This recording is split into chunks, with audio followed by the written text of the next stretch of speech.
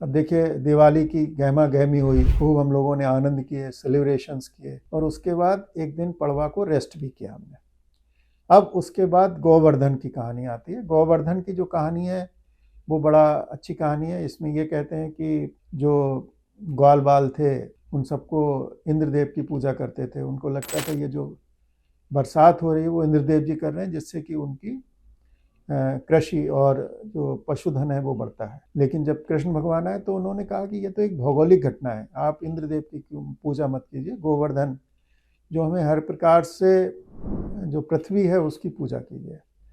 तो ये एक रोचक घटना बनाई गई और ये कहा गया कि उन्होंने गोवर्धन पर्वत की जब पूजा करने की बात हुई तो इंद्रदेव कुपित हो गए और उन्होंने बहुत ज़्यादा बरसात, तो उस बरसात के समय में कृष्ण भगवान ने गोवर्धन पर्वत को उंगली पर उठा लिया और 7 दिन तक वो उठाए रहे और इस तरीके से उन्होंने एक नई परंपरा को जन्म। अब ये जो गोवर्धन है इसका भी बड़ा इंपॉर्टेंस है। जो गौ है वो हमारे यहाँ ज्ञान का भी प्रतीक, और इसको आप जब ज्ञान को बढ़ते हैं तो फिर आप कर्म कांड से दूर हट जाते हैं। तो यही है, इसलिए इस दिन हम लोग जो गोबर है, गाय का गोबर है, उससे हम कृष्ण भगवान जी की एक मूर्ति सी बनाते हैं। साथ में कुछ खील बतासे रखते हैं, एक जो बालियाँ होती हैं वो लगाते हैं। बड़ा सुंदर सा स्वरूप बना के सब लोग बैठते हैं, परिवार के लोग।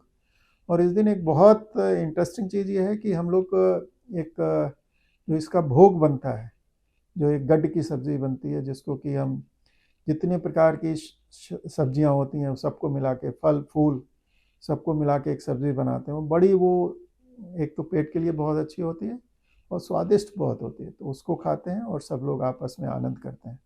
तो ये गोवर्धन की कहानी है और इसमें यही बात है कि आपको कर्मकांड से बेहतर जो है वो ध्यान की चीज़ है।